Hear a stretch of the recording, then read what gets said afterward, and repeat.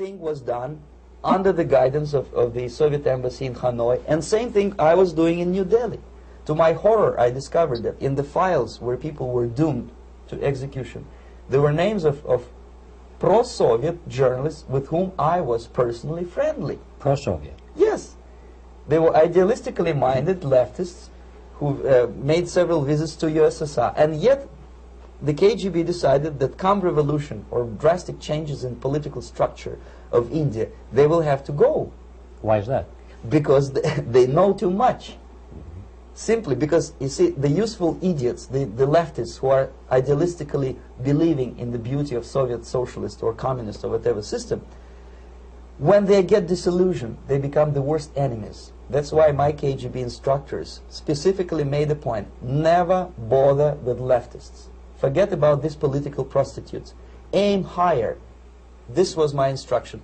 Try to get into large circulation, established conservative media. Rich, filthy rich movie makers, intellectuals, so-called academic circles. Cynical, egocentric people who can look into your eyes with angelic expression and tell you a lie.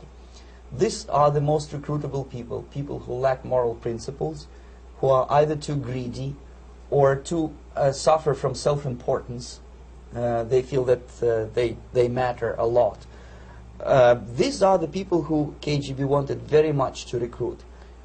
But to eliminate the others, to execute the others, don't they serve some purpose? Wouldn't they be the ones they rely on? They serve purpose only at the stage of destabilization of a nation. For example, your leftists in United States, all these professors and all these beautiful civil rights defenders, they are instrumental in the process of the subversion only to destabilize the nation.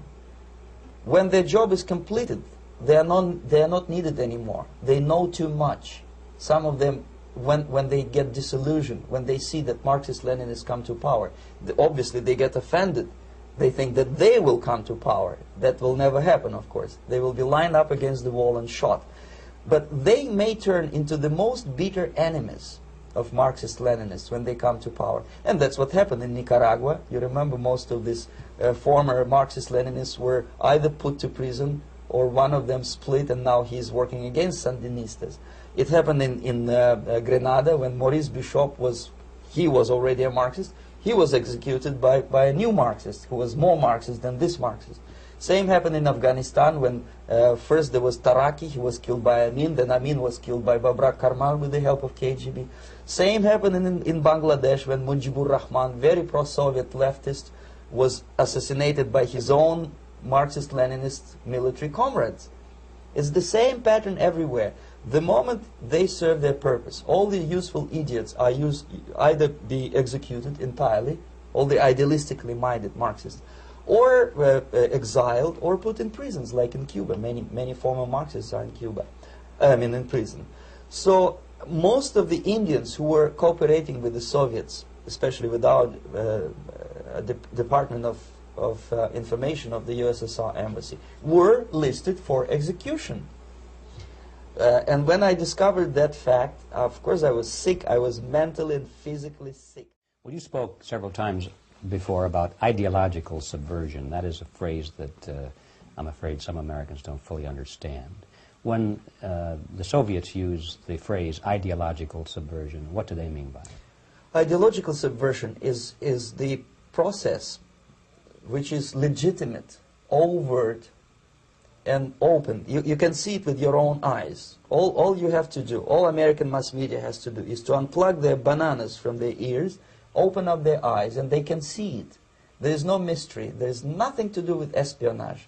I know that espionage intelligence gathering looks more romantic. It sells more deodorants through the advertising, probably. That's why your Hollywood producers are so crazy about James Bond type of thrillers.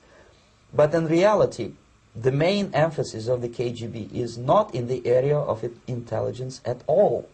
According to my opinion and opinion of many defectors of my caliber, only about 15% of time, money, and manpower is spent on espionage as such. The other 85% is a slow process which we call either ideological subversion or active measures, активные мероприятия in the language of the KGB, or psychological warfare. What it basically means is to change the perception of reality of every American to such an extent that despite of the abundance of information, no one is able to come to sensible conclusions in the interests of defending themselves, their families, their community, and their country. It's a great brainwashing process which goes very slow, and it's divided in 4 basic stages. The first one being demoralization. It takes from 15 to 20 years to demoralize a nation. Why that many years? Because this is the minimum number of years which requires to educate one generation of students in the country of your enemy, exposed to the ideology of the enemy. In other words, Marxism-Leninism ideology is being pumped into the soft heads of at least 3 generations of American students without being challenged or counterbalanced by the basic values of Americanism, American patriotism. The result you can see. Most of the people who graduated in the 60s, dropouts or half-baked intellectuals, are now occupying the positions of power in the government, civil service, business, mass media, educational system. You are stuck with them. You cannot get rid of them. They are contaminated. They are programmed to think and react to certain stimuli in a certain pattern. You cannot change their mind, even if you expose them to authentic information, even if you prove that white is white and black is black, you still cannot change the basic perception and the logic of behavior. In other words, these people, the process of demoralization is complete and irreversible.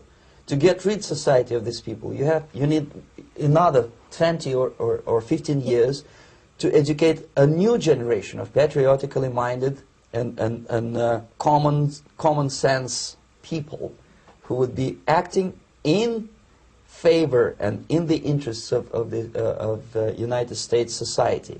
And yet these people who've been programmed and, as you say, in place, and who are favorable to an opening with the Soviet concept, these are the very people who would be marked for extermination in this country? Most of them, yes. Simply because the psychological shock when they will see in future what the beautiful society of equality and social justice means in practice, obviously they will revolt. They will be very unhappy, frustrated people. And the Marxist-Leninist regime does not tolerate these people. Obviously they will join the links of dissenters, dissidents. Unlike in present United States, there will be no place for dissent in future Marxist-Leninist America. Here you can get popular like Daniel Ellsberg and filthy rich like Jane Fonda for being dissident, for criticizing your Pentagon. In future, these people will be simply squashed like cockroaches. Nobody is going to pay them nothing for their beautiful, noble ideas of equality. This they don't understand, and it will be the greatest shock for them, of course. The demoralization process in the United States is basically completed already. For the last 25 years, actually it's overfulfilled, because demoralization now reaches such areas where previously not even Comrade Andropov and all his experts would even dream of such a tremendous success. Most of it is done by Americans to Americans, thanks to lack of moral standards. As I mentioned before, exposure to true information does not matter anymore. A person who was demoralized is unable to assess true information. The facts tell nothing to him. Even if I shower him with information, with authentic proof, with documents, with pictures, even if I take him by force to the Soviet Union and show him concentration camp, he will refuse to believe it until he is going to receive a kick in his fat bottom. When a military boot crashes his balls, then he will understand, but not before that. That's the tragic of the situation of demoralization. So basically America is stuck with demoralization, and unless, even if you start right now, here, this minute, you start educating new generation of Americans, it will still take you 15 to 20 years to turn the tide of ideological perception of reality back to normalcy and patriotism. The next stage is destabilization. This time, subverter does not care about your ideas and the patterns of your consumption. Whether you eat junk food and get fat and flabby, doesn't matter anymore. This time, and it takes only from 2 to 5 years to destabilize a nation, what matters is essentials: economy, foreign relations, defense systems. And you can see it quite clearly that in some areas, in such sensitive areas as defense and economy, the influence of Marxist-Leninist ideas in the United States is absolutely fantastic. I could never believe it 14 years ago when I landed in this part of the world that the process will go that fast. The next stage, of course, is crisis. It may take only up to 6 weeks to bring a country to the verge of crisis. You can see it in Central America now. And after crisis, with a violent change of power, structure, and economy, you have so-called the period of normalization. It may last indefinitely. Normalization is a cynical expression borrowed from Soviet propaganda. When the Soviet tanks moved into Czechoslovakia in '68, Comrade Brezhnev said, "Now the situation in brotherly Czechoslovakia is normalized." This is what will happen in the United States if you allow all these schmucks to bring the country to crisis, to promise people all kind of goodies and the paradise on earth, to destabilize your economy, to eliminate the principle of free market competition, and to put a big brother government in Washington, D.C., with benevolent dictators like Walter Mondale, who will promise lots of things. Never mind whether. This is what will happen in the United States if you allow all these schmucks to bring the country to crisis, to promise people all kind of goodies and the paradise on earth, to destabilize your economy, to eliminate the principle of free market competition, and to put a big brother government in Washington, D.C., with benevolent dictators like Walter Mondale, who will promise lots of things, never mind whether the promises are fulfillable or not. He will go to Moscow to kiss the bottoms of new generation of Soviet assassins. Never mind. He will create false illusions that the situation is under control. Situation is not under control. Situation is disgustingly out of control. Most of the American politicians, media, and educational system trains another generation of people who think they are living at a peacetime. False. The United States is in the state of war, undeclared total war against the basic principles and the foundations of this system. And the initiator of this war is not Comrade Andropov, of course. It's the system. However ridiculous it may sound, the world communist system or the world communist conspiracy, whether I scare some people or not, I don't give a hoot. If you are not scared by now, nothing can scare you.